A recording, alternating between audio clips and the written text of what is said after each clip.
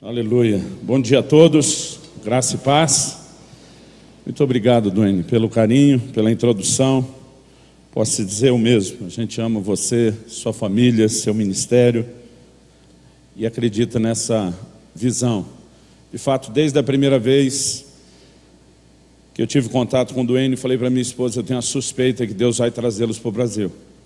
Então eu falei, vamos inventar uma viagem que a gente mostre o Brasil para eles, faça eles ir gostando da parte natural, enquanto Deus vai trabalhando o espiritual. E graças a Deus, isso aconteceu. Estou muito feliz de estar aqui com vocês, poder servi-los. Estou feliz de ver o One Thing acontecendo mais uma vez em Curitiba.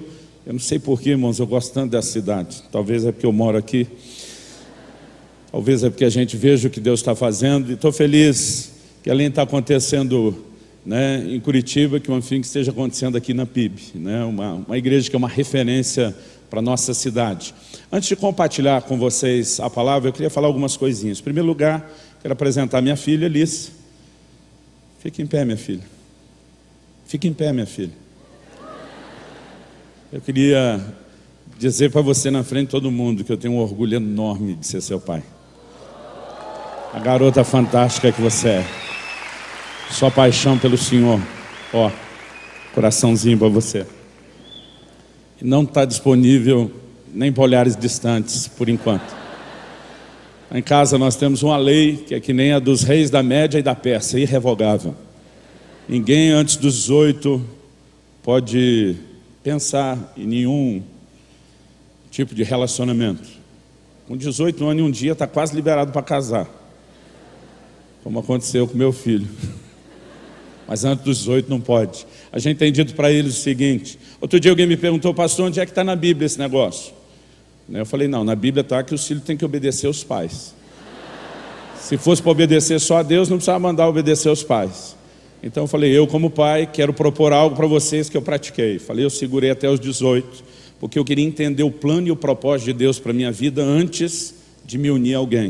O casamento não é só uma união de pessoas, é uma união de propósitos. Às vezes você encontra duas pessoas que amam a Deus, querem servir a Deus, um quer ser missionário na China, o outro na África. Mas não checar isso antes. Irmão, alguém vai perder no momento em que essa união acontecer, porque não dá para tocar esses dois propósitos tão diferentes.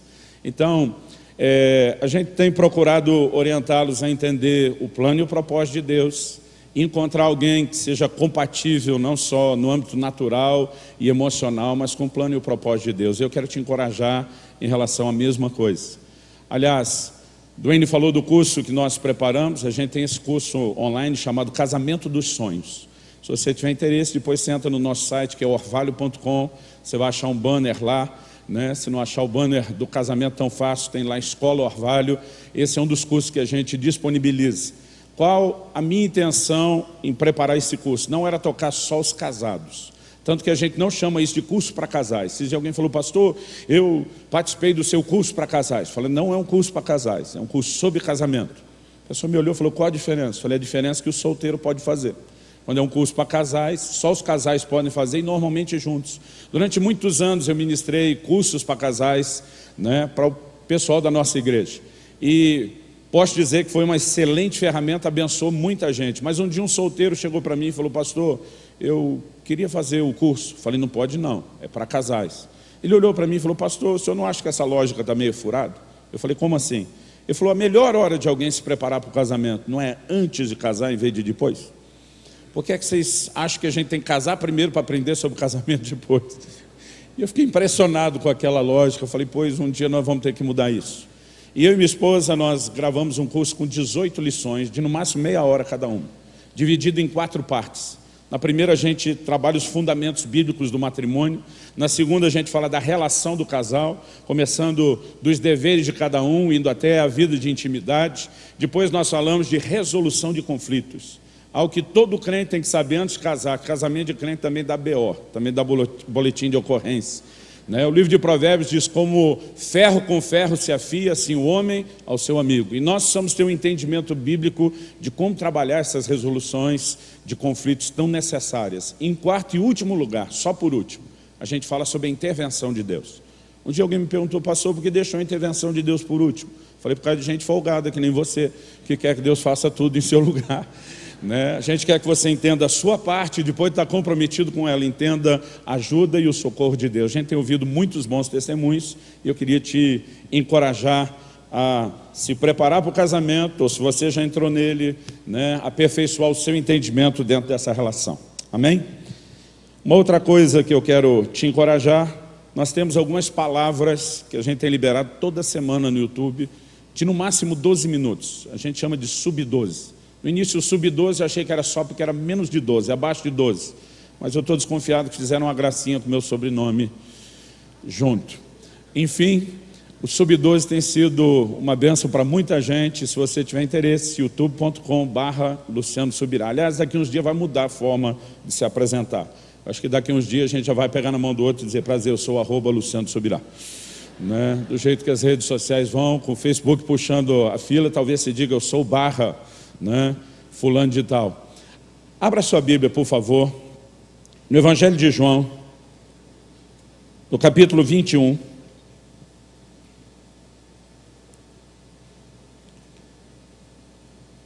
Evangelho de João, capítulo 21. Nós vamos ler dos versículos 15 até o 17.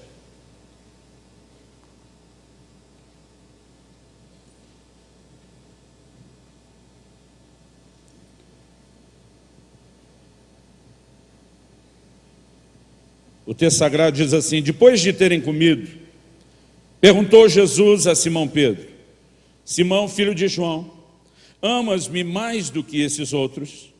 Ele respondeu: sim, Senhor, tu sabes que te amo. E ele disse: apacenta os meus cordeiros. Tornou a perguntar-lhe pela segunda vez: Simão, filho de João, tu me amas? E ele respondeu: sim, Senhor, tu sabes que te amo. Disse-lhe Jesus: pastoreia as minhas ovelhas. Pela terceira vez Jesus lhe perguntou: Simão, filho de João, tu me amas? E Pedro entristeceu-se por ele ter dito pela terceira vez: tu me amas? E respondeu-lhe: Senhor, tu sabes todas as coisas, tu sabes que eu te amo. E Jesus lhe disse: apacenta as minhas ovelhas. Se você puder deixar esse texto aberto ou marcado aí na sua Bíblia, a gente vai voltar nele várias vezes aí ao longo da mensagem.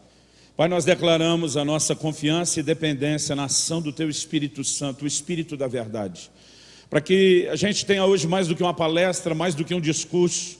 Eu oro que o Senhor traga revelação aos nossos corações, entendimento espiritual. Eu oro por aquela aplicação personalizada que só o Teu Espírito Santo pode produzir dentro de cada um de nós. Eu oro e clamo que o Senhor cumpra, como diz por boca do profeta Isaías, o propósito pelo qual a Tua palavra tem sido liberada. E desde já nós Te damos honra, nós Te damos glória, nós Te damos louvor pela certeza da ação do Senhor junto com a Tua palavra na vida de cada um de nós. Em nome de Jesus. Amém.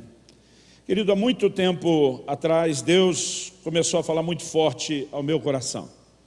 A razão pela qual o Duane perguntou se aquele livro de todo o coração é um dos primeiros, é porque, na verdade, essa mensagem é uma das primeiras. A publicação é que demorou. E eu quero, antes de entrar no texto em si, contar aqui um episódio, o pano de fundo, a história por trás da mensagem.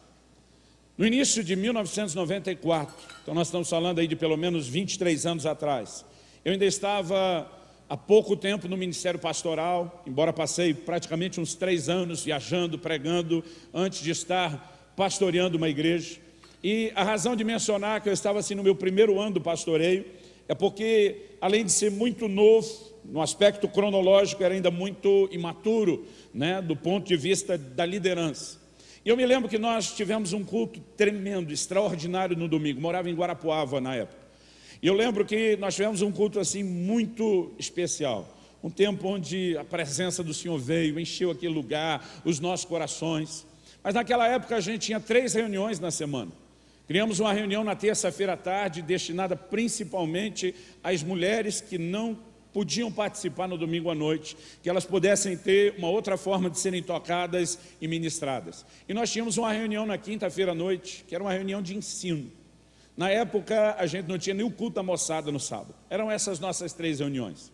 O culto do domingo já tinha passado, eu terminei de pregar na reunião da terça-feira à tarde, E eu vejo me rodeando, tentando se aproximar, uma irmã querida, né, da nossa igreja, a irmã Maria. E irmã Maria era uma pessoa assim muito introvertida. E eu imaginei que ela estava tentando criar coragem, ou achar um espaço para se aproximar e conversar comigo. E eu tentei ajudá-la. Falei, irmã Maria, você quer falar alguma coisa? Se aproxime. Irmã Maria foi profundamente tocada por Deus. Na primeira vez em que ela colocou o pé em uma das nossas reuniões, Deus a curou instantaneamente de um câncer, que era uma situação bem delicada. Eu não me lembro se sequer chegamos a orar por ela, mas naquela primeira reunião que ela botou o pé, o poder de Deus se manifestou na vida dela. Obviamente, isso levou ela a se converter e a entregar sua vida a Jesus. O impacto do que Deus fez na vida dela transbordou para o resto da família.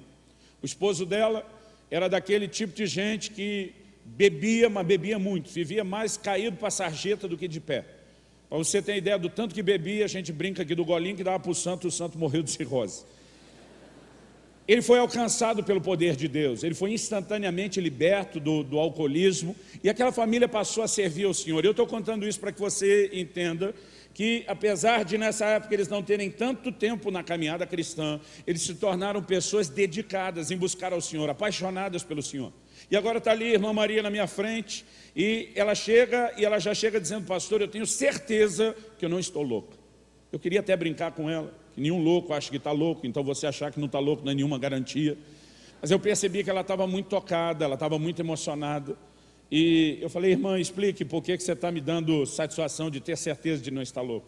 Ela diz, no culto do domingo, quando nós estávamos no meio do louvor e da adoração, ela diz, aconteceu a coisa mais estranha que eu já vi na minha vida. Ela diz, enquanto nós estávamos adorando a Deus, ela diz, eu comecei a ouvir um barulho de ferro, de metal retorcendo. O barracão que nós tínhamos alugado para iniciar aqueles cultos na época, todas as tesouras de sustentação do telhado eram de ferro, o telhado era de zinco. A gente tinha pego um pequeno mercado que tinha fechado e a gente não tinha colocado nem forro naquilo ainda, né? Aquilo tudo era visível, exposto. E ela disse, quando ouviu aquele barulho de ferro retorcendo, ela levou um susto, porque ela imaginou que o telhado era despencando, caindo. E ela disse, quando eu olhei para cima para ver de onde vinha o barulho do ferro, ela diz, eu levei o maior susto da minha vida. Ela diz, o telhado da igreja se abriu de fora a fora na metade. Ela diz, metade enrolou para um lado, como quando se abre uma lata de sardinha, metade enrolou para outra, e ela diz, eu estou apavorado olhando aquilo tudo. O barulho daquele metal todo enrolando, e eu penso, ninguém está vendo isso, ninguém está ouvindo isso. E ela diz, enquanto olhava para cima, e ela começou a ver o céu quando o telhado abriu, ela diz, pastor, os céus também se rasgaram, né, e foram enrolados. Ela diz, eu vi o Senhor Jesus. Ela diz, eu não podia ver o rosto dele, porque brilhava mais do que umas 10.000 vezes o brilho do sol. Ela diz, mas no instante que eu olhei, eu sabia que era ele. Ele estava rodeado de anjos, era uma cena muito forte. Ela diz, e o que eu pude enxergar com clareza foi a mão dele. Um dos seus braços estava aberto, estendido para o lado, a mão aberta. Ela diz, e o que eu vi não foi uma cicatriz, o que eu vi foi um buraco, como se aquela mão furada nunca tivesse fechado. Ela diz, eu estou assustada, o temor de Deus caiu no meu coração. Ela diz, então de repente ele falou. E quando ele falou, ela diz, eu entendi porque a voz de Deus é comparada na Bíblia com um trovão. Ela diz, pastor, aquela voz era muito forte. E aquela voz fez uma pergunta, e a pergunta era, tu me amas? Ela diz, então aquela voz voltou a trovejar a segunda vez, tu me amas? E pela terceira vez ela disparou a mesma pergunta, tu me amas? E ela diz, embora aquilo era voltado para mim, eu entendia que não era algo apenas para mim, mas para toda a igreja. Ela diz, então de repente os céus se fecharam, e ela diz, e eu olhei, e o telhado da igreja voltou ao normal. Ela diz, foi só nessa hora que eu entendi que era uma visão. Porque ela diz, aquilo tudo era tão real, que eu só me perguntava, ninguém está ouvindo a voz, ninguém está vendo isso. Ela diz, pastor, eu fui para casa. E ela diz, não que eu tenha ficado doente, mas o meu corpo reagiu debilitado diante da intensidade da visão. Ela diz, eu fui para casa no domingo, eu fui para a cama, e ela diz, eu só me levantei hoje, na terça-feira, para vir te contar a experiência. Primeira coisa que eu fiz foi censurar a irmã Maria. Falei, irmã Maria, como você tem uma visão como essa, e vai embora do culto sem falar nada. E foi no meio dessa censura que eu falei uma grande bobagem para ela. Falei, pode ser que Deus esteja querendo falar alguma coisa. Se depois de tudo isso, pode ser que Ele queira, imagina quando Ele quiser mesmo, o estardalhaço que Ele não vai fazer. Mas naquele momento, para ser sincero, eu sei pelo testemunho do Espírito Santo que a irmã Maria não está inventando história. Eu sei que ela de fato tem todas as evidências de alguém que foi impactada por uma experiência genuína. Eu só não sei o que fazer com aquilo que eu estou ouvindo. Então, como um bom crente, que é sincero no que está dizendo, mas também quer ganhar tempo, falei para ela, vamos orar. Que eu pensei, eu tenho tempo de processar, de mastigar, de ver o que eu faço, porque eu não sabia o que fazer com o que ela estava me falando. Isso foi na terça-feira. Passou a terça, passou a quarta e chegamos na quinta, o dia da nossa terceira reunião na semana. Eu fui fazer uma visita para uma família da igreja, aquelas visitas que a gente chamava na época de visita no horário nobre, que é a hora do almoço. Eu na época era ainda solteiro e além de cuidar do rebanho tinha que garantir a minha sobrevivência. Então aceitei aquele convite, fui almoçar com aqueles irmãos. Quando nós nos assentamos à mesa, como era um dia de semana, tudo corrido para todo mundo, foi eu e um outro pastor. Quando nos assentamos à mesa com a família, eu senti falta da filha mais nova daquele casal. Eu perguntei para eles, onde é que está a Tássia? Eles disseram, não, ela está no quarto, ela não vai vir comer com a gente não. Eu perguntei, está de castigo? A mãe disse, não, ela teve um sonho. E desde que essa menina acordou hoje, tudo que ela faz é orar e chorar. Não foi nem para a escola. E ela não vai vir almoçar. Uma criança de 7 para 8 anos não querer ir para a escola, a gente entende. Mas não querer almoçar, porque desde que acordou, tudo que faz é orar e chorar. Não me diga você que isso é normal, natural ou comum. Pelo menos não é ordinário. Aí naquele momento eu perguntei, o que é que ela sonhou? E a mãe falou, olha, cada vez que ela tenta contar, ela chora. Mas juntando as partes, juntando os pedaços, foi mais ou menos o seguinte. Ela sonhou que nós estávamos num culto lá na igreja, terminou o período do louvor, chegou a hora da pregação, o senhor subiu a plataforma para pregar. E quando o senhor estava de pé, com o microfone na mão para pregar, ela disse, o telhado da igreja se abriu de fora a fora na metade. Eu pensei, vai começar tudo de novo.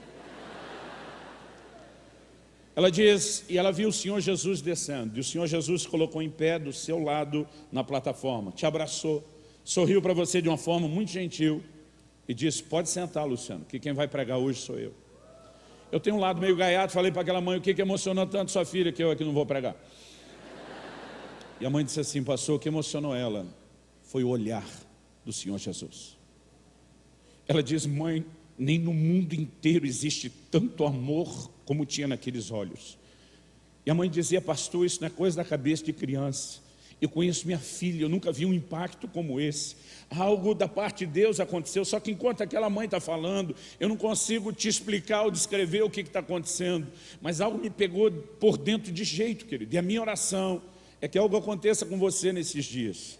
Que Deus te pegue por dentro aí, da mesma forma como aconteceu comigo naquele dia. Eu não conseguia explicar. Eu almocei o mais rápido que eu pude, eu me mandei daquela casa o mais rápido que eu pude, e eu só lembro de ter passado pelo portão, né, pela porta, perdão, do apartamento onde morava e me jogado ali no chão da sala.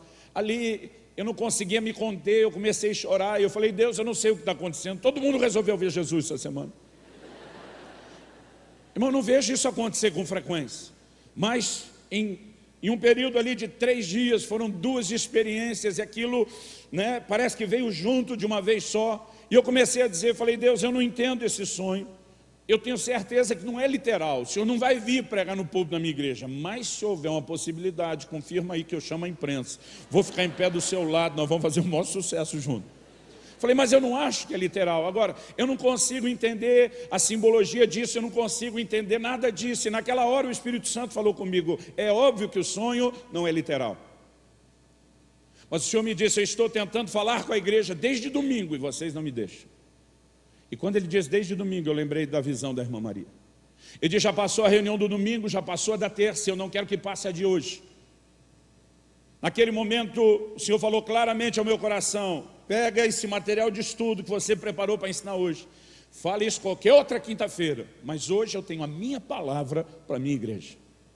E naquela hora, eu chorando diante de Deus pela falta de sensibilidade ao que Ele estava querendo fazer e falar, eu comecei a orar e dizer, o que o Senhor quer falar? E o Espírito Santo falou ao meu coração, qual é o único texto da Bíblia que contém as 3 perguntas que a irmã Maria me ouviu fazer. E foi nesse momento que eu vim para João 21, que é o texto que nós lemos. O que eu vou pregar aqui hoje não é a visão da irmã Maria, nem o sonho da Tássia. Porque a minha e a sua fé, a minha e a sua vida é edificada sobre os fundamentos da palavra de Deus. Amém? Mas eu quero que você entenda que nesse contexto, Deus me guiou a esse texto. E a experiência que eu tive naquele dia marcou e mudou a minha vida para sempre. Eu acredito que eu poderia dizer como os profetas do Velho Testamento falavam quando dizia: veio a mim a palavra do Senhor.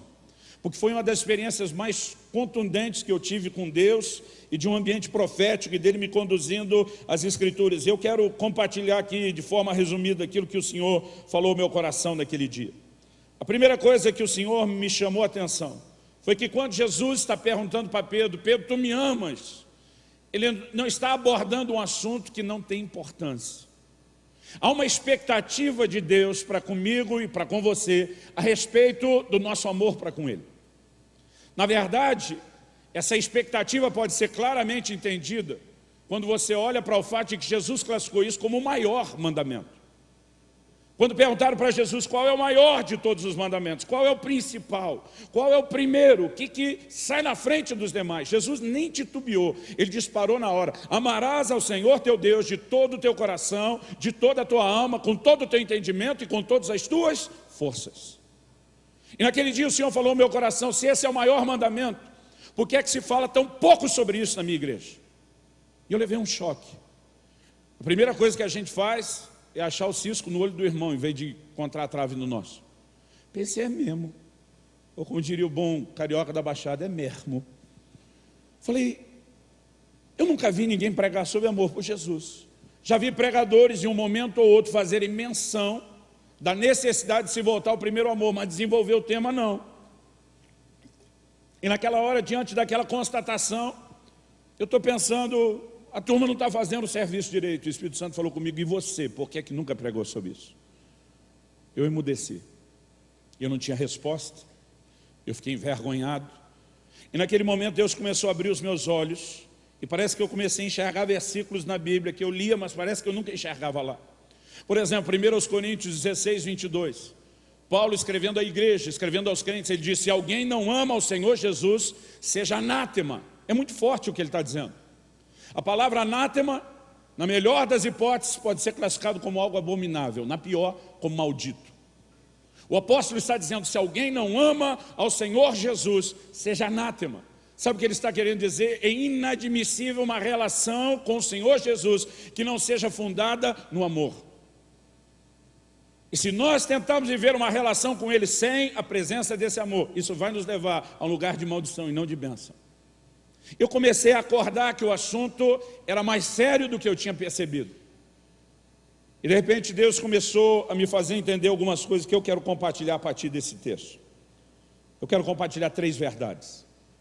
A primeira delas é o motivo pelo qual Jesus está fazendo a pergunta a Pedro: tu me amas? Jesus não está perguntando algo para apenas ter uma resposta afirmativa ou negativa, apenas para ouvir de Pedro sim ou não. Na verdade, o que está por trás da pergunta de Jesus é a intenção de conduzir Pedro, de levar o apóstolo a uma autoavaliação sincera de onde ele se encontra em relação ao nível do seu amor para com o Senhor Jesus. E eu quero tentar te mostrar isso pela palavra de Deus.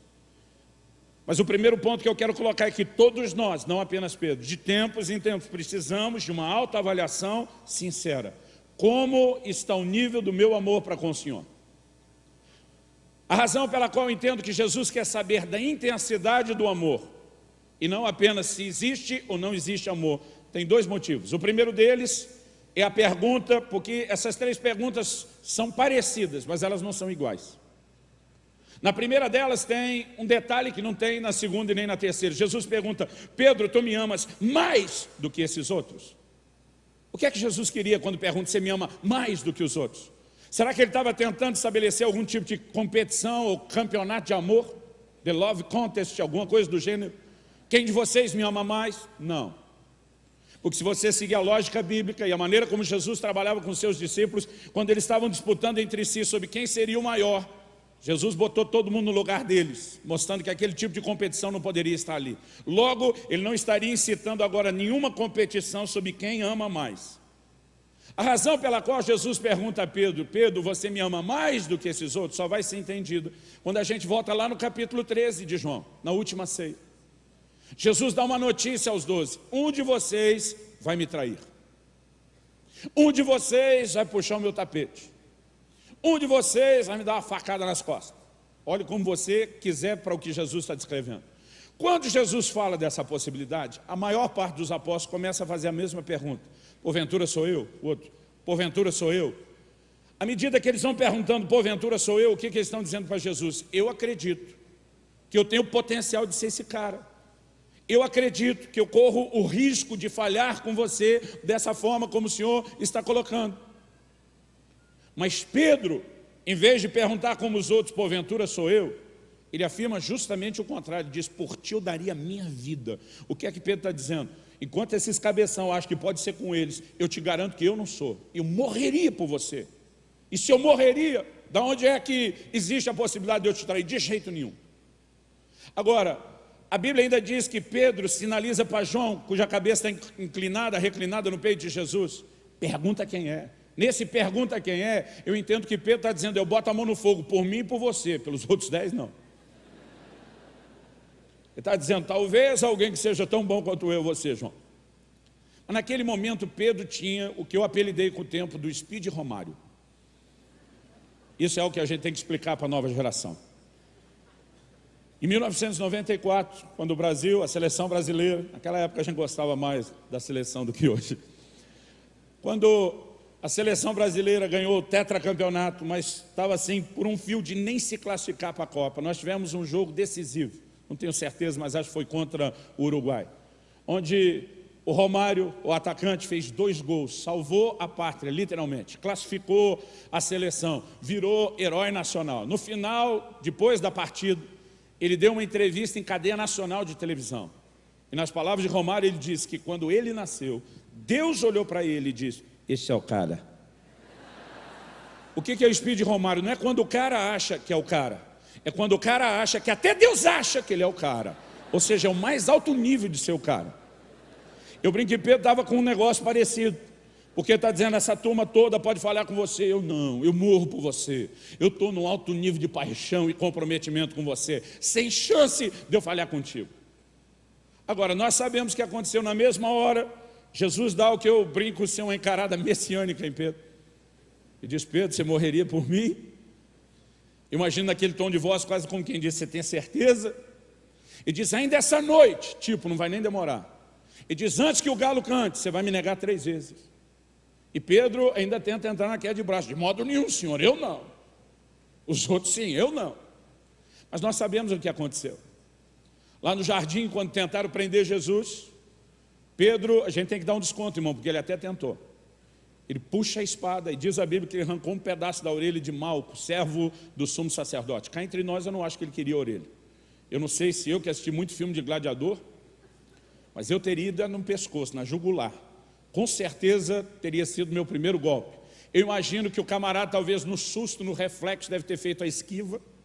Não precisou nem nada estilo Matrix. Mas naquela ele perde um pedaço da orelha. Pedro, além de dar um golpe mal dado, é censurado, repreendido por Jesus, que manda ele guardar a espada e ainda cura a orelha do cara. Deve ter sido muito frustrante. Eu acho que nessa hora Pedro pensa, o senhor quer mesmo ser preso? Se o senhor quer mesmo ir às últimas consequências, talvez seja morrer, Deus te abençoe. A Bíblia diz, se cumpriu a escritura que diz, ferirei o pastor e o rebanho se dispersará. Todo mundo vazou, irmão.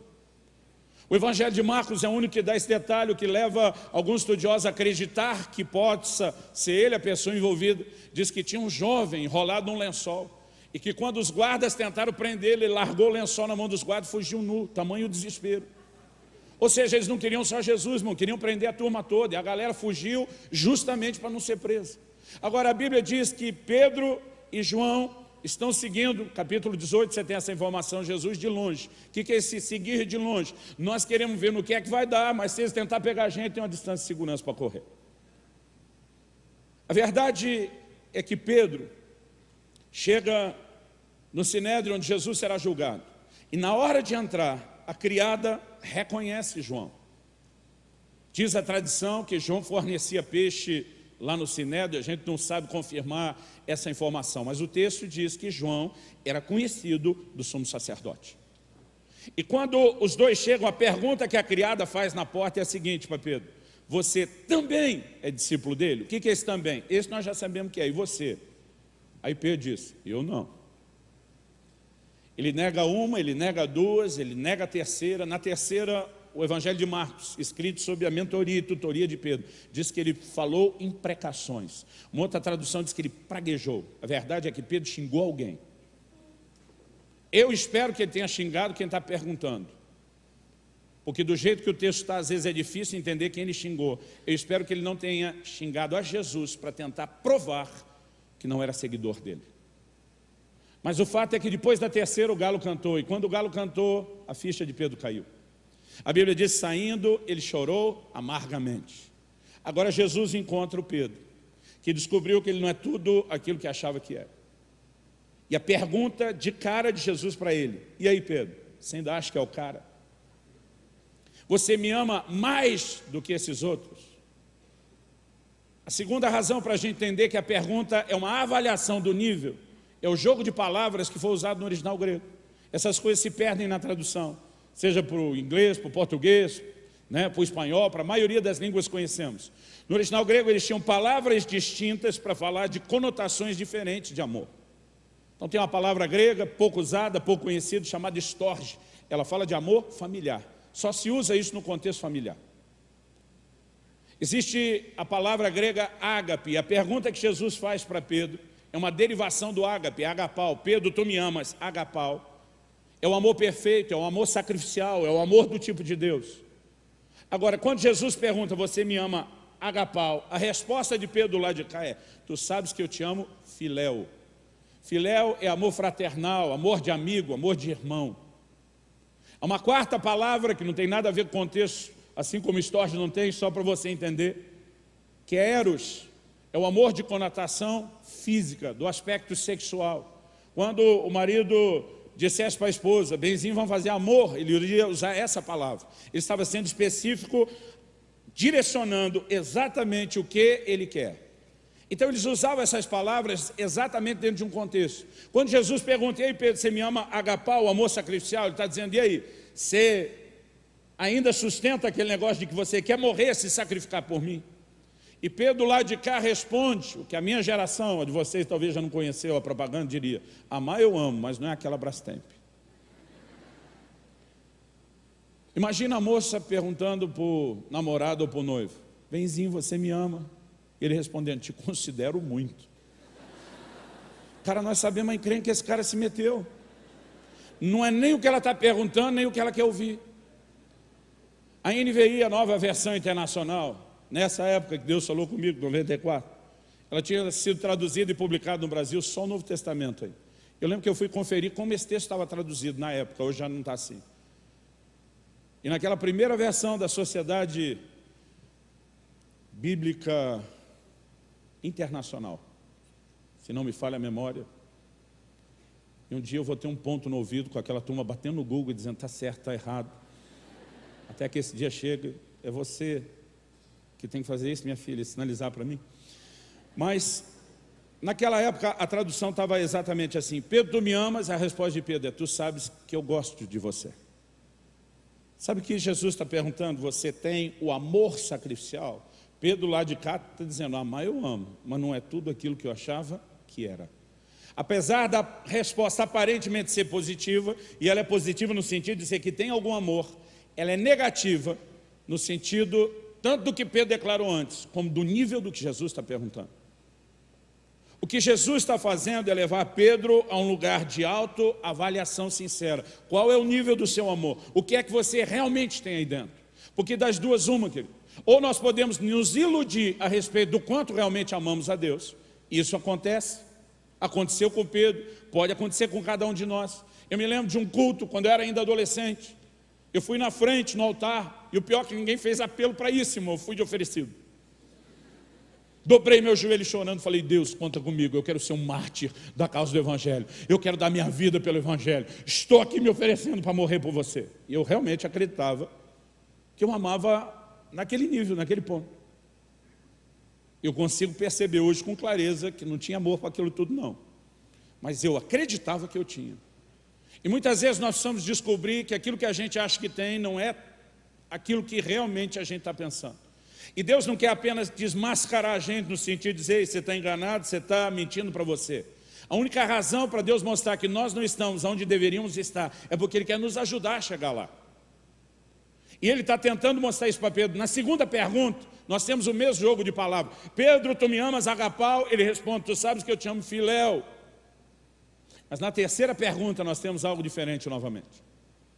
Na terceira, Jesus, que não conseguiu trazer Pedro para o seu nível de amor que ele está discutindo, ele desce para o nível de Pedro. E a terceira pergunta é, tu me amas, filéu? Eu entendo que isso é aquela constatação final. É só isso mesmo que você tem para me dar? E o versículo 17, João 21, diz que Pedro se entristeceu pela terceira pergunta. O que tem diferente na terceira que leva Pedro a se entristecer? Olha a declaração dele, ele diz, tu sabes todas as coisas. O que ele quer dizer com isso, tu sabes todas as coisas? Lá atrás eu achava que era o cara, e o Senhor já sabia que eu ia dar a mancada que eu dei. Não adianta eu tentar te prometer agora que eu tenho o agapau, que eu morro pelo Senhor, porque eu descobri que eu não tenho nada disso. Eu vou ser honesto e sincero com você, porque o negócio está no nível do filéu. Eu não tenho nada mais do que isso. Gosto muito de você, te considero muito, mas acho que não morreria por você hoje. E nesse momento, querido, Pedro está de fato numa crise enorme, mas ele precisa enxergar. E aquele dia, eu não consigo te explicar o que aconteceu enquanto eu estou prostrado ali no chão da sala de casa, chorando, Deus falando ao meu coração. Eu enxerguei meu próprio coração como nunca antes. Foi como se Deus trouxesse aquilo à tona, e eu descobri que eu também não amava tudo aquilo que eu achava que amava. Eu descobri que eu também estava no filéu e era um filéuzinho de nada. E obviamente, com aquela constatação, aquilo foi um soco na boca do estômago. Eu chorei feito criança. Eu me acabei diante de Deus, enxergando a realidade de que eu não amava, nem o suficiente, nem aquilo que eu achava que amava. Eu confesso que até meio deprimido nesse primeiro ponto da mensagem. O que me levantou foi a segunda coisa que Deus falou comigo e eu quero compartilhar com você agora. É que a única razão pela qual Ele mostra que nós não estamos onde achamos que estamos de fato. A única razão pela qual Ele quer mostrar isso, você está equivocado, você está achando que ama mais do que ama. E às vezes não é só achar que ama mais do que ama. Às vezes nós decaímos no amor para com Ele. Esse é o protesto do Senhor ao anjo da igreja de Éfeso. Quando Ele diz, ei, lembra-te de onde caíste, arrepende-te e volta à prática das primeiras obras. Todo dia um irmão falou para mim, pastor, ora por mim. Falei, por quê? Ele falou, estou em crise. Falei, qual é a crise? Ele falou, perdi o primeiro amor. Falei, não, então você não está em crise, você está em pecado. São duas coisas completamente diferentes. E ele me olhou assustado, como assim? Eu falei, lá no livro do Apocalipse, quando ele diz, lembra de onde caíste, ele chama isso de uma queda. Mas não é só uma queda de nível, ele diz, arrepende-te. Quando ele diz arrepende, ele está dizendo que você está em pecado. Por quê? Se o maior mandamento é amá-lo, e não apenas amá-lo, mas amá-lo com o que eu classifico de amor total, de todo o coração, com toda a alma, com todo o entendimento, com todas as suas, mesmo que você o ame com algo menos do que o amor total, você já não está funcionando dentro do primeiro mandamento. Falei, perder o amor não é uma crise, é pecado. Mas graças a Deus tem conserto. Deus diz, lembra de onde caíste e volta à prática das primeiras obras. Quando nós constatamos ou que não estamos naquele lugar que deveríamos estar porque fantasiamos ou porque perdemos a paixão, graças a Deus existe um caminho de conserto. E o que Jesus vai mostrar para Pedro a partir de então é que o amor pode crescer. Mesmo que o meu e o seu amor, mesmo que o nível da nossa paixão não esteja onde Deus espera que esteja, ele na verdade pode crescer. Aonde eu enxergo isso? Volta comigo em João 21 e olha comigo os versículos 18 e 19. João 21, 18 e 19. Jesus diz, em verdade te digo, que quando eras mais moço, tu te cingias a ti mesmo, andavas por onde querias. Quando, porém, fores velho, estenderás as mãos, outro te cingirá e te levará para onde não queres. Durante muito tempo, lendo esse versículo 18, eu às vezes botava nas minhas bíblias de estudo um ponto de interrogação do lado, para lembrar, não entendi nada disso, preciso voltar a dar atenção e tentar entender esse mistério. Mas a resposta no versículo 19, disse isso, para significar com que gênero de morte Pedro havia de glorificar a Deus. Olha para cá um instante, Jesus disse o quê? Estenderás as mãos. Do que é que Jesus estava falando? Morte por crucificação. Eu, quando menino, lendo a Bíblia, achava que só Jesus e os 2 ladrões tinham sido crucificados. Demorou para eu entender os relatos da história de que incontáveis milhares de pessoas foram executadas pelo Império Romano, que essa era uma das formas de execução mais comum naqueles dias. Agora, o que é que Jesus está tentando comunicar para Pedro? Quando ele diz, Pedro, você vai morrer por mim. Eu entendo que Jesus está dizendo, Pedro, você vai ter uma segunda chance.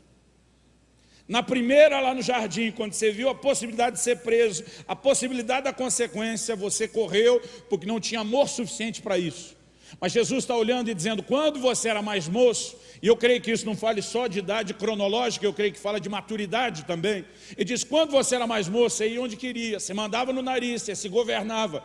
Pedro, deixa eu te dizer uma coisa, quando você for mais velho, e aqui também não é só idade cronológica, mas é maturidade, ele diz, você será levado para onde você não quer. Você vai viver uma liderança que mortifica a sua carne, você vai ser conduzido pelo Espírito de Deus, pelos princípios de Deus. Em outras palavras, Jesus está dizendo, você pode não ter sido encontrado pronto naquela primeira oportunidade, mas quando chegar a segunda lá na frente, deixa eu te dizer uma coisa, Pedro, dessa vez você não vai correr, dessa vez você não vai fugir, dessa vez você não vai me negar. E diz a tradição que Pedro não apenas foi crucificado, mas quando chegou o momento de morrer, ele teria dito, não sou digno de morrer como meu Senhor, e pediu que o crucificassem de cabeça para baixo. E a boa notícia, querido, é que Deus não está olhando apenas o meu passado, o seu passado, onde nós erramos. Ele não está olhando apenas o nosso presente, onde ele vai encontrar limitações e impotências. Ele tem a capacidade de enxergar lá na frente. Alguém disse com muita propriedade, Deus não nos chamou em função daquilo que nós somos hoje, mas daquilo que nós viremos a ser nas suas mãos. Deus está enxergando o seu potencial de crescimento, o seu avanço. E deixa eu te dizer, se tem alguém que acredita em você, Deus, mais do que sua mãe. Que mãe é mãe? Fala sério. Eu vi uma história muito tempo atrás de uma mãe que foi assistir o filho desfilando na parada militar. Diz que o menino conseguiu a façanha de marchar no compasso errado da tropa do começo ao fim. Quando todo mundo erguia a perna direita, ele à esquerda, e foi assim do começo ao fim. Diz que a televisão o acompanhou o tempo todo. Não sei como, acharam a mãe no final e foram perguntar como a senhora se sentiu vendo seu filho marchar no compasso errado da tropa. A mãe disse, meu filho não fez nada de errado, quem estava errado era o resto da tropa. Mãe é mãe. Mas deixa eu te dizer, ela vê tudo de bom, nada de ruim nos filhos. Deus acredita em você mais do que sua mãe. Algo que eu comecei a entender nesse dia foi aquela declaração do profeta Isaías. Ele não esmagará a cana quebrada e nem apagará o pavio que fumerga. Aliás, o entendimento daquele versículo para mim era recente. Porque eu nasci e fui criado nas grandes cidades do estado de São Paulo. Nasci em Santo André, ali a região do ABC, morei em São Bernardo, depois me criei em Campinas, na Selva de Pedra. Quando mudei para o Paraná e fui pastorear em Guarapuava, eu lembro de um irmão, que era um agricultor, que ele falou para mim, pastor, o senhor tem que conhecer a nova cultura onde o senhor está inserido. Paraná é uma potência agrícola, o senhor tem que conhecer o trabalho de muita gente na cidade. Onde o senhor tiver aí um sábado, um dia livre, me avisa que eu quero levar você comigo. Eu vou para a fazenda, vou fazer todo o meu trabalho, vou explicar tudo para você. Eu lembro que tão logo eu consegui um dia lá, fui eu com ele. Então ele falou, primeiro nós vamos passar nos campos de trigo. Ele falou, o trigo ainda não está maduro, mas já está quase virando ali o momento onde vai amarelar mais o campo e ficar mais bonito. Mas ele falou, a altura dele está bonito de ver, eu quero que o senhor conheça, eu vou te explicar tudo que eu faço, né? E eu lembro que eu fui, primeiro eu fiquei impressionado com a imensidão daqueles campos de plantio, não tinha noção de que aquilo era tão grande, porque a gente andava na caminhonete dele, irmão, andava, e o negócio parece que nunca acabava. Enquanto a gente está andando na caminhonete, eu estou olhando o retrovisor, eu estou vendo que onde a caminhonete passa, obviamente o trigo vai ficando no chão. E eu falei para ele, porque a gente já tinha andado já uns 40 minutos, ele parava, colhia a amostra do trigo, do solo, né, fazia como engenheiro agrônomo a checagem toda que ele tinha que fazer e continuava. Depois de uns 40 minutos atropelando o trigo, irmão, eu não aguentei. Eu disparei minha ignorância. Falei, você faz isso todo dia? Ele falou, sim. Falei, anda esse tempo todo? Ele falou, não, normalmente faço isso umas 2, 3 horas. Quando ele falou isso, irmão, foi minha constatação final. Falei, daqui a pouco não tem mais trigo. Um cara fica tanto tempo atropelando trigo, todo dia com a caminhonete. Falei, daqui a pouco não tem mais trigo. Ele começou a rir. Se eu fosse hoje, acho que ele teria dito, sabe de nada, inocente. Ele parou o carro, falou, pastor, desce. Nós descemos. Aí fomos atrás da caminhonete, aquele trigo no chão, onde os pneus tinham passado. Ele falou, o senhor acha que isso não levanta? Eu falei, acho. Eu tenho certeza que isso não levanta. Nós estamos falando de uma caminhonete o quê? Com 1, 2 toneladas? Não tem como esse trigo levantar. Ele falou para mim, pastor, vem cá, olha para o lado de cá, naquele canto da esquerda. Abaixa a cabeça, tenta nivelar os olhos na altura do trigo, porque ele é todo parelho.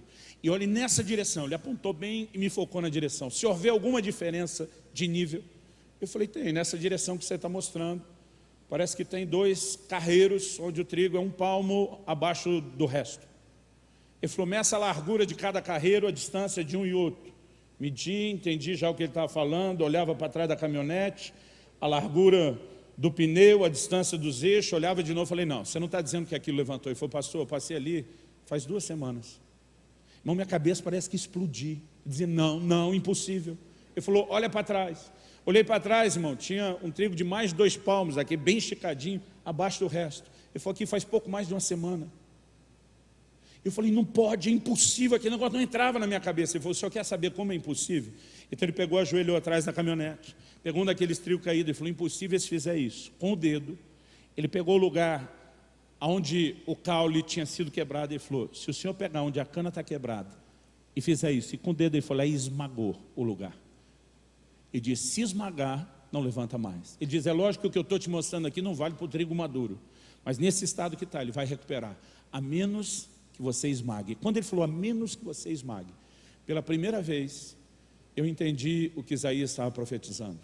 Ele não esmagará a cana quebrada. Sabe o que Deus está dizendo? Não importa o que foi que te atropelou, que passou por cima de você, que te colocou no chão, eu não vou roubar de você a esperança de se reerguer, eu não vou tirar de você a esperança de se levantar novamente. Ou seja, o propósito de Jesus, querido, não é encher Pedro de culpa, de condenação. O propósito dele é inspirar Pedro, você não está onde deveria, mas eu acredito que você vai chegar lá. E eu espero que você saia daqui essa manhã com o testemunho do Espírito Santo dentro de você, não com a voz mentirosa do diabo no seu ouvido, dizendo que você nunca vai ser um crente que presta, você nunca vai ser dedicado ou devoto o suficiente, mas eu quero que você entenda que Deus está olhando para mim e para você, dizendo, eu acredito que vocês podem chegar lá. E a única razão pela qual Ele quer mostrar que talvez a gente esteja se enganando, ou que a gente descuidou e baixou de nível, é para que a gente retome a pegada, para perceber seguir esse alvo que é o maior mandamento, amá-lo com tudo que é em nós, amá-lo com amor total, amá-lo de todo o coração, com toda a alma, com todo o entendimento e com todas as nossas forças. Agora, é interessante o que está acontecendo aqui com Pedro, porque o Senhor, ao sinalizar que o amor pode crescer, Ele está apresentando um caminho prático. Ele está dizendo, Pedro, vai chegar um momento em que você estará pronto para morrer por mim. Você pode não ter agapau agora, mas eu vejo você caminhando para lá. E a terceira e última coisa, e aqui eu quero encerrar. Jesus fala de algo que eu acredito que pode ser um termômetro. E essa terceira coisa, que eu quero chamar de um termômetro, pode te ajudar no primeiro aspecto que nós falamos, a fazer a sua autoavaliação sincera. Pode te ajudar no segundo ponto que nós abordamos, a ver se o seu amor está ou não crescendo. A terceira coisa que o Senhor me ensinou aquele dia foi que o amor, ele não se expressa apenas por meio de palavras, mas principalmente por meio de ações. Cada vez que Jesus pergunta, Pedro, você me ama? E Pedro está do outro lado, amar eu amo, mas não é aquela Brastemp, não é isso tudo. Ainda assim Jesus diz, em cada uma das 3 vezes, apacenta as minhas ovelhas. Jesus não só está dizendo, eu não desisti de você, por quê? Irmão Pedro, falando na linguagem do futebol, que nós conhecemos bem, o Pedro está se sentindo cortado da seleção. Ele era parte de um grupo de elite que o Senhor está treinando e preparando. E faz uma bobagem como aquela que fez. Com certeza ele deve ter pensado, estou fora. No dia em que Jesus está falando isso com ele, voltou a pescar, coisas que ele tinha deixado antes. A Bíblia diz em Marcos 16 que quando o anjo aparece para as mulheres no túmulo para dar a notícia da ressurreição de Jesus, ele diz, ide e dizei aos discípulos e a Pedro, que ele vai adiante de vós para Galiléia. O único mencionado por nome foi Pedro. Eu acredito que se o Senhor não disser, chama os discípulos de Pedro, Pedro ia dizer, é nunca que eu volto a fazer parte desse time, mesmo agora. Jesus está dizendo, eu ainda estou contando com você, eu não desisti de você. E no final, nós lemos o versículo 19, Jesus termina dizendo, segue-me. Foram aquelas primeiras palavras que ele ouviu da boca do Senhor Jesus, quando foi chamado para estar nessa equipe. O que eu e você precisamos entender, querido, que Deus não desiste de nós. Ele acredita naquilo que eu e você precisamos alcançar, mas Ele precisa, com isso, despertar o meu e o seu coração, para buscar esse lugar. E esse lugar, ele precisa de paixão e amor profundo, ser expressado não só por meio de palavras. Em 1 de João 3,18, a palavra de Deus diz: amados, não amemos de palavra nem de língua, mas de fato e de verdade. O que a Bíblia está querendo dizer? Não adianta só você dizer alguém que ama. Se o irmão está com necessidade, você fecha o coração, não faz nada por ele, o que adianta dizer que ama?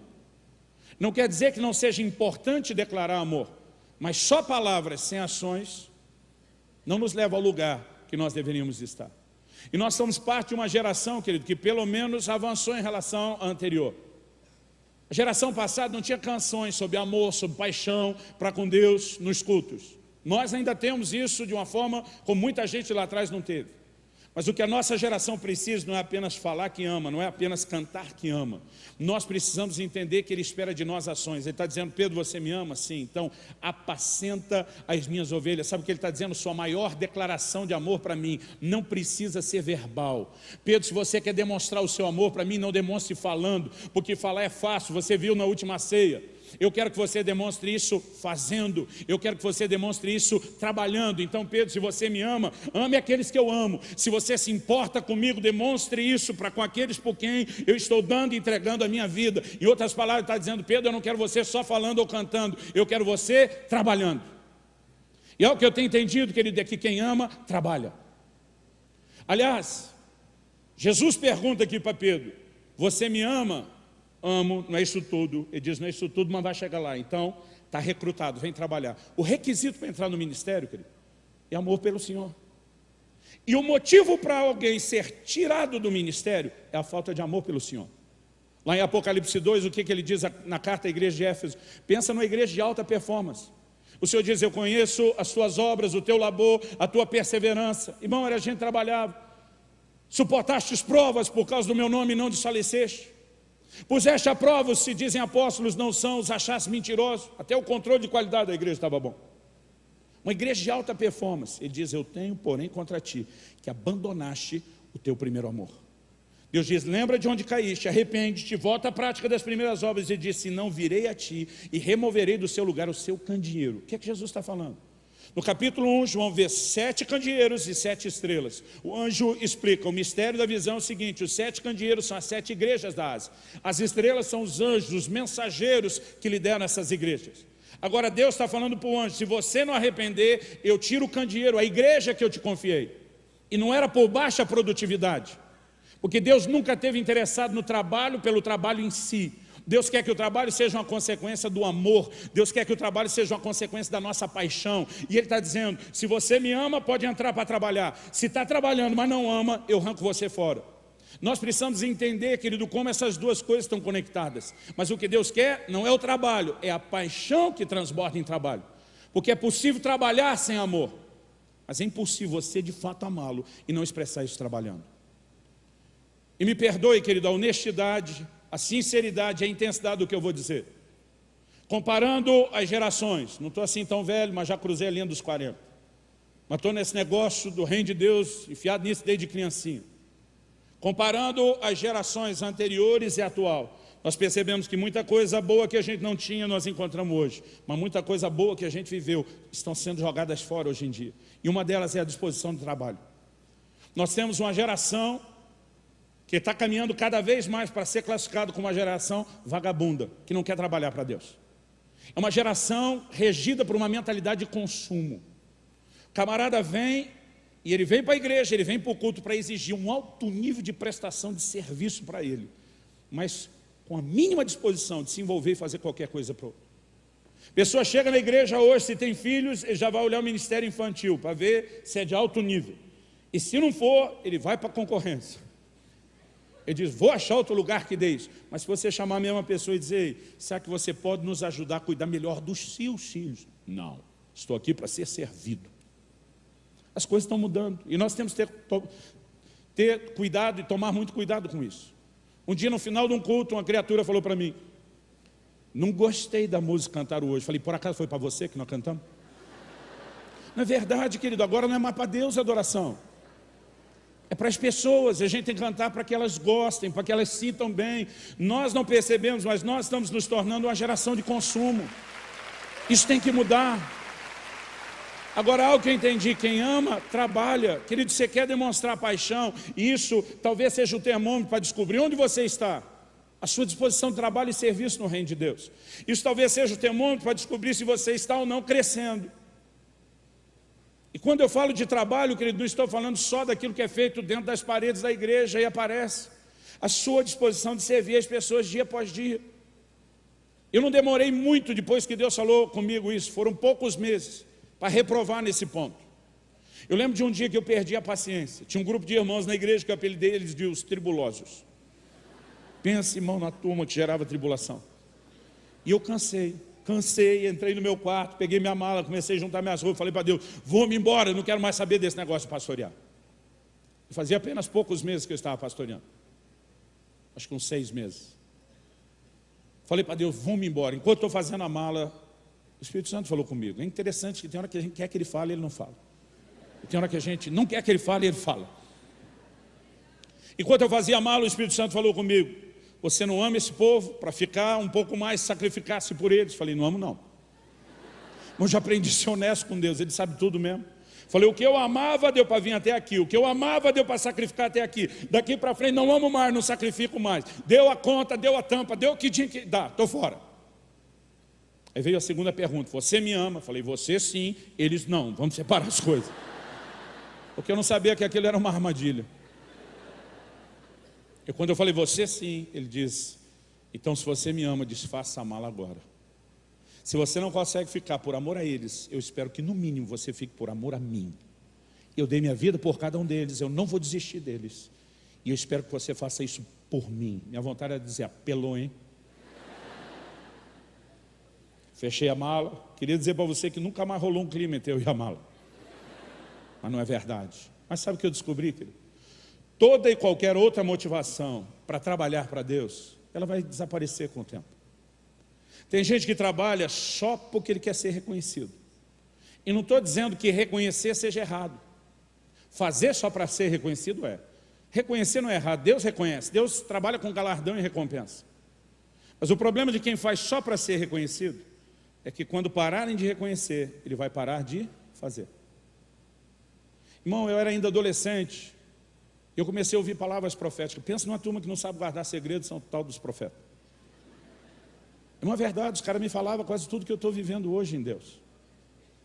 Aí chegavam os caras para mim, um adolescente, irmão, cresceu, a gente para ser mais polido, diz, numa família muito simples, para evitar a palavra pobre. Aí vinha os caras botar a mão na minha cabeça, vai chegar o dia em que você vai estar cruzando os céus dessa nação, de avião de um lado para o outro, o tempo todo, daqui para lá, de lá para cá. Eu tinha vontade de rir, nunca mais falei mal de Sara, irmão. Tem coisa que é engraçada mesmo. Você fica com vontade de rir e diz, esses caras são malucos, é cada uma. Por quê? Eu nunca tinha andado de avião, imaginava se um dia andar de teco-teco, daqueles balão inflável. E o cara vem falar, irmão, se ele profetizasse que um dia ia voar, na época já era muito, uma voadinha já era muito. O cara estava falando de ficar indo e voltando. E eu pensando não só nos preços de passagem da época, mas na minha limitação financeira da época, eu pensava, nunca que vai acontecer. Mas eu lembro, primeira vez que eu voei, e a gente é besta demais, irmão, me senti até mais importante, porque eu estava andando de avião. Eu acho que a nova geração lida com isso de uma forma diferente. Para anterior, essa disparidade era muito grande. E você descobre o cara que é a primeira vez rapidinho, irmão. Eu tirei foto até do bagageiro, em tudo. Era um negócio, eu ficava assim impressionado com aquilo. E o aeroporto, irmão, a primeira vez que eu fui lá para o aeroporto, ficava olhando, é bem mais limpinho que a rodoviária. Você fica impressionado. É verdade que ele tem coisas que fascinam às vezes a gente com a ideia besta de um certo glamour. Eu lembro a primeira vez que eu fiquei hospedado num hotel. Foi logo na Barra da Tijuca, no Rio de Janeiro. Eu brinquei, a Barra da Tijuca não era essa barra toda que é hoje, mas já era uma barra de respeito. Irmão, em casa, a gente tinha um chuveiro que pingava assim, uns 2, 3 negócios só. 2, 3 minutos tomando banho, papai estava batendo na porta. Vamos logo que está gastando muito. A gente dizia, mas a eletricidade está desligada. Porque o negócio estava tão feio, irmão, que não dava para pagar a conta de luz se abusasse ali. Ele dizia, mas está gastando a água. E não é porque papai era uma pessoa avarenta, não. É porque o negócio estava feio mesmo, irmão. Agora, você imagina alguém que tinha que ficar 2, 3 minutos debaixo daqueles 2, 3 pingos e de água fria. Agora eu entro num hotel, olhei o chuveiro, aquilo parecia uma espaçonave, um negócio enorme. Quando eu liguei, vi que era aquela ducha. Irmão, eu entrei. Eu tomei um banho de 1 hora. 1 hora marcado no relógio. E eu só parei, porque eu estava muito cansado, não aguentava. Fui no banheiro, fui no quarto, peguei uma banqueta plástica, voltei, mais 1 hora sentado. 2 horas de banho, porque eu falei, isso é um chuveiro de verdade. A cama, irmão, eu sou da época que se dormia em cama de mola, colchão de mola. E o meu colchão tinha uma mola meia torta, que dependendo do jeito que você virava, ele te desvirava. Agora achei um desses boxes americanos, que hoje virou comum, na época a gente quase não via nem no filme. Irmão, o chuveiro já era assim um pai, parece que te envolvia, mas a cama era uma mãe. Aquilo me pegou no colo. Primeira noite que eu dormi já me corrompi, irmão. Não fui na reunião no culto da manhã, falei, vou dormir mais. O café da manhã foi café da manhã, almoço e janta. Primeiro, eu nunca tinha visto tanta comida na vida. Segundo, uma hora que ia sair, não tinha dinheiro nem para um cachorro quente. Porque eu ganhei, a gente foi num evento, irmão, sem grana. Eu e um colega, nós pagamos o ônibus, a gente dorme a primeira noite no ônibus da ida, a segunda nós dormimos na rodoviária, a terceira a gente volta a dormir no ônibus e pega o evento.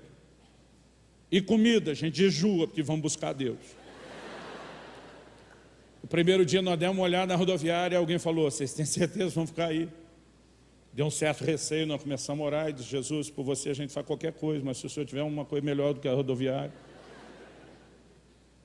A hora que eu entro no evento, encontrei um cara conhecido assim, de ver de longe.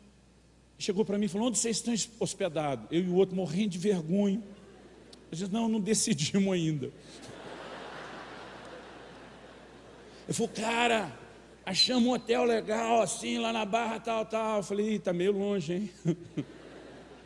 O evento era em outro lugar. Não, mas o negócio é bom, apesar do hotel ser bom, nós conseguimos um desconto, tal. Estou tentando companhia, porque eu não sei ficar andando aqui no Rio sozinho, tal. Eu falei, irmão, desculpa aí, é muito longe. Ele falou, vamos fazer uma coisa, vou dar um incentivo. Se vocês for para lá, eu banco a diária. O que eu preciso é companhia, senão vou ficar me perdendo, o negócio vai ser feio. Você sabe voltar de lá? Sei, não vão andar de ônibus, mas sei. Ele disse, se vocês forem, quantas noites vocês vão ficar? Só essa. Ele falou, está mais fácil. E aí nós ganhamos a diária. Estou lá eu, irmão, olhando aquele café, pensando, vai acabar a hora que eu sair.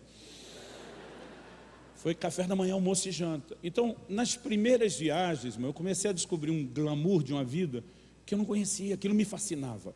Não vou te dizer que não. Irmão, aquela empolgação do aeroporto sumiu logo. Eu não aguento mais aeroporto, não aguento mais check-in nesses últimos anos. Não aguento aquela voz que fica falando no alto-falante. Voo 3780. Irmão, eu tenho a vontade de gritar, fala direito! Outro dia alguém falou, não, pastor, é que é uma gravação. Eu falei, eu sei, alguém devia ter gravado direito. Aeroporto do Galeão, onde eu mais sofro. Sabe por quê, querido? Chega uma hora, não empolga mais. A comida, comi o melhor dessa terra. Meu tamanho não deixa esconder. Mas eu lembro de uma ocasião que eu fui na casa, eu não sei se chama aquilo de uma casa ou uma pequena cidade, pensa numa mansão. Cheguei no aeroporto, os caras me pegaram com um carro que até hoje não sei o que é. Não, na real, não sei o que é aquele carro, nunca vi antes, nunca vi depois. Um chofer, irmão, de cap na cabeça. Pensa num negócio chique, eu no banco de trás. Pararam, desci, aquela mansão imponente, marido e mulher na porta, me esperando para dar as boas-vindas. Do lado dele, 2 empregadas uniformizadas, parecia coisa de filme. Quando eu entrei, ele me cumprimentou, me saudou, falou, pastor, enquanto o senhor estiver debaixo do meu teto, o que desejar a sua alma, contratei essas 2 cozinheiras em tempo integral para lhe servir. Eu, sério? Ele falou, e não estou falando só de qualquer culinária do Brasil, qualquer culinária do mundo. Nós estamos em São Paulo. Falei, ótimo. Falei, já dá para pedir o negócio, cardápio de amanhã? Ele falou, pode. Eu lembro que eu olhei para o empregado e falei, a senhora vai guardar de cabeça ou vai anotar? Irmão, a empregada era tão fina que eu fiquei com vergonha de mim mesmo. Pode falar assim, ó. Falei, para o almoço de amanhã eu quero, anota aí então. Arroz, feijão. Ela já foi levantando a sobrancelha. Falei, e ovo? Falei, ovo, ela regalou os olhos. O dono da casa falou, o senhor não está entendendo. Eu falei, não, quem não está entendendo é você. O senhor não falou antes o que desejar a sua alma? Sim, falei, é o que minha alma está desejando. Se o senhor queria fazer a média, já fez, estou impressionado com esse negócio todo aqui. Mas deixa eu dizer uma coisa para o senhor, eu cresci comendo arroz, feijão e ovo. A mulher olhou assim e falou, ovo, falei, zoião instalado na frigideira. Eu acho que ela pensou, para que esse cara gastou dinheiro para trazer as cozinheiras de alto nível? Eu falei, eu cresci comendo arroz, feijão e ovo, estou com saudade disso, não aguento mais comer as frescuras que me dão em todo lugar.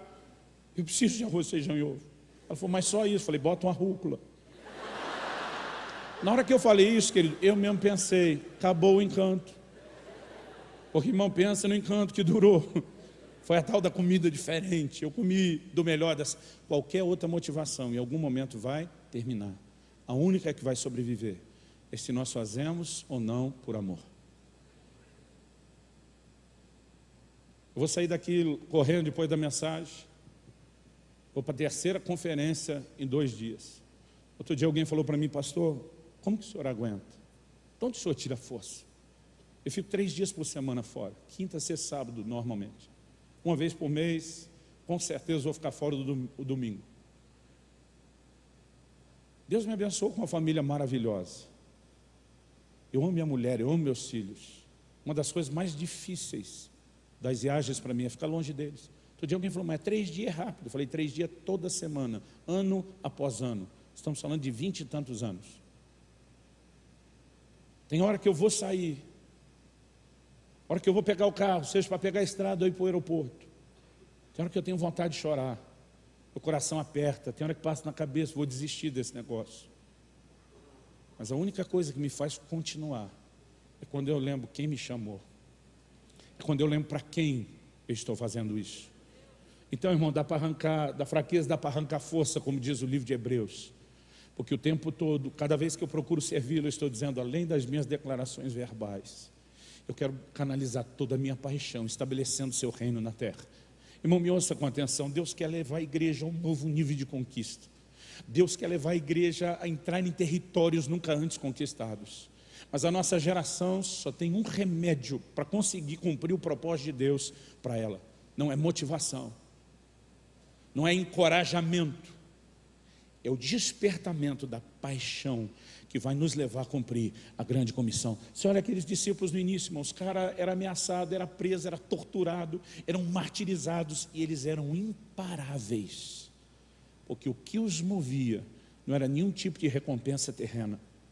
O que eles queriam era o sorriso do Senhor Jesus de satisfação. Aquele que disse, eis que cedo venho e comigo está a minha recompensa para dar a cada um segundo as suas obras. E uma frase que eu mais espero ouvir na minha vida é o dia que eu vou cruzar os portais da glória e vou ouvir ele dizendo, servo bom e fiel, entra no gozo do seu Senhor, vê aquele sorriso de satisfação dele, vai me fazer resmungar, valeu a pena, qualquer coisa valeu a pena. Nós precisamos entender, eu quero que você fique em pé para parecer que está acabando. Nós precisamos entender que amá-lo é, de fato, o maior mandamento, sim. Mas Deus não quer que você cumpra o maior mandamento apenas com senso de obrigação. Eu tenho uma ordem de Deus na Bíblia.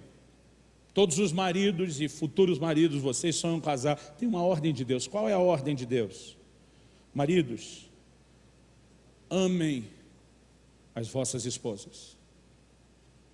Amor, querido, não é um sentimento que Deus espera que espontaneamente brote no coração do marido. É uma ordem que Ele nos deu. Amar a esposa não é opcional, é uma ordem de Deus. Ponto final. Isso significa que isso é uma decisão que cada um de nós faz. É uma entrega que nós escolhemos fazer. Agora, ainda que seja minha obrigação amar minha esposa, esse ano nós vamos fazer 22 anos de casado. Se cada manhã que eu acordo do lado dela eu dissesse, amo você, fazer o quê, né? Deus mandou. Eu não acredito que nosso relacionamento teria durado. Porque não existe nada de especial em alguém que diz, eu te amo, mas só porque eu sou obrigado. Embora é uma ordem, é. Mas a beleza, querido, é quando a gente consegue cumprir o mandamento com senso de prazer. Uma frase que eu gosto de vez em quando falar para minha esposa é, eu amo você e eu amo amar você. Porque quando você está ali, querido, fazendo só por obrigação, você não está preenchendo o coração de alguém do outro lado. Eu entendo que Deus também não quer apenas que você saia daqui dizendo, fazer o quê, né? Tem que amar, vamos dar uma melhorada nisso. O que Ele quer é conquistar profundamente o meu e o seu coração, onde a entrega e a resposta seja irresistível. A entrega, ela é diante de uma proposta irresistível dele. Agora, sabe, eu acredito que nenhum de nós acorda uma manhã planejando sabotar o nosso amor ou o nosso relacionamento com Deus. Nenhum de nós acorda pensando, o que eu posso fazer hoje para ferir o coração de Deus? Vou amá-lo menos, vou pecar, vou diminuir a devoção. A gente não faz isso. Normalmente essas coisas acontecem porque nós nos distraímos. Eu amo minha família, eu amo minha mulher, meus filhos. Eu digo para eles, eu levaria uma bala por vocês, eu morreria por vocês. Mas mesmo amando eles, da forma como amo, muitas vezes eu falhei com eles. Eu esqueci algo que era importante para eles. Eu falei com eles da forma como não devia ter feito. Mas não porque eu acordei de manhã pensando o que eu posso fazer para ferir quem eu amo. Normalmente essas coisas acontecem por distração. Eu creio que você precisa avaliar não só onde você está em relação ao seu amor para com Deus. Você precisa entender que o propósito de Deus de te levar a essa avaliação é para que você persiga o alvo, que é amá-lo de todo o coração. Que você possa usar o termômetro da disposição de trabalho e serviço para tanto avaliar onde você está, como para ver se você está ou não crescendo. Mas sabe algo que nos ajuda, querido? É quando a gente entende o apelo do Senhor Jesus lá no livro do Apocalipse. Quando Ele diz, lembra-te de onde caí. Sabe para que Ele está apelando? Saudade. É como se Ele dissesse, se você lembrar dos bons momentos que nós tivemos, não da obrigação que você tem de me amar, mas de quando você esteve nesse lugar profundo, se você recordar como isso foi bom, você vai querer isso de volta. Na minha adolescência eu comecei a tirar muito tempo com Deus trancado no meu quarto orando. Eu me lembro de uma época em que eu trabalhava do meio-dia às 6, saía às vezes até perto das 7, corria para a escola. As minhas manhãs eram livres. E antes de eu ir para esse meu trabalho no banco, eu ficava fechado toda manhã, das 7 às 11, trancado no quarto orando. Eu não atendia telefone, não falava com ninguém, minha mãe podia bater na porta, eu dizia, das 7 às 11, não estou disponível para ninguém. Era meu tempo com Deus. Agora, eu já tinha me mudado para o Paraná, já tinha me casado. Acredito que nessa época eu só tinha o Israel, não me lembro se a Alissa, minha filha, já tinha nascido, acho que não. Pela idade que ele estava, acho que não. Eu estou visitando a casa dos meus pais, lá em Campinas, onde me criei. E tínhamos deixado nossas coisas de viagem no quarto que eu dividia com os meus irmãos quando era solteiro. A Kelly, minha esposa, pediu alguma coisa, acho que era uma fralda para trocar o Israel, não tenho mais certeza. Eu lembro que eu fui lá no quarto que eu já tinha entrado antes de deixar as coisas. Mas a hora que eu abri a porta do quarto, o movimento que eu fiz abrindo a porta e onde eu coloquei os olhos foi exatamente naquele canto do quarto, onde eu passava horas e horas de joelho todos os dias. E só de olhar para aquele lugar, um gatilho disparou na minha memória. Não foi apenas uma lembrança, irmão, um filme começou a passar na minha mente. Eu me via dia após dia ajoelhado naquele canto orando. E aquilo começou a mexer com as minhas lembranças. Depois de ficar algumas horas ajoelhado, quando cansava, às vezes eu me prostrava no quarto. Tinha um tapete que mamãe fez, isso era muito comum na geração de vocês. Eles faziam de barbante, um crochê de barbante. Eu comecei a olhar aquele tapete e lembrar quantas horas eu passei ali prostrado, regando aquele tapete com lágrimas. Eu olhava para aquela cama, daquele colchão de mola, que quando não aguentava mais ficar deitado no chão, eu deitava ali e erguia minhas mãos para adorar a Deus. Eu ainda estou segurando aquela porta, eu não consigo sair dali. A hora que eu percebo lágrimas grossas, quentes, estão correndo no meu rosto. Houve um contraste entre aquilo que eu lembrei, que eu pratiquei naquele quarto, e o que eu estava vivendo naquele momento. Mas eu não ouvi nenhuma voz me condenando, por que é que você não ora hoje como orava antes? Eu não ouvi nenhuma voz, querido, me sentenciando. Mas dentro de mim brotou um sentimento de saudade. Só de lembrar essa experiência ainda mexe comigo. Dentro de mim é como se tudo gritasse: você não pode ser louco de jogar isso fora. Você não pode ser louco de abrir mão disso. E parece que cada parte do meu ser dentro de mim dizia: eu quero essa comunhão de volta, eu quero essa intimidade de volta. Quando ele diz: lembra-te de onde caíste, ele está dizendo: eu não quero te oprimir, eu não quero te obrigar a me amar, eu quero apenas que você recorde: nós já tivemos momentos melhores, eu quero que você queira isso de volta. Eu pedi para você ficar em pé, mas você ora como você achar melhor, em pé, sentar, de joelho, no seu lugar, aqui na frente. Mas eu quero que você coloque sua vida diante de Deus. Quantos músicos ministram, eu quero que você não cante, mesmo se você souber a canção. Eu quero que você apenas ore. Eu creio que alguns de nós precisamos tomar uma decisão, precisamos de um posicionamento e dizer: Senhor, eu quero viver o primeiro mandamento. Eu quero viver esse lugar de amor total. Mas eu reconheço que meu amor, assim como o de Pedro, também não é aquela Brastemp. A mesma voz que Pedro ouviu perguntando: tu me amas? Há mais de 2000 anos atrás. A mesma voz que a irmã Maria ouviu há 23 anos atrás. Ela está vindo de encontro ao seu coração hoje. E quando ele pergunta: tu me amas? Não é só para você responder sim ou não. Ele quer que você avalie onde você está. E ao te mostrar que você não está onde deveria, Ele quer provocar em você uma resposta. Ele quer provocar em você uma reação, um grito do coração de Deus por uma geração apaixonada por Ele. Nós só vamos tomar o reino das trevas de assalto e estabelecer o reino de Deus se nós nos permitirmos ser incendiados de amor por Ele. Eu não vim te apontar o dedo, eu não vim jogar pedra em você. Espero de alguma forma te ajudar a se entregar e corresponder um pouco mais. Fala com Deus enquanto Ele fala com você. Faça isso em nome de Jesus.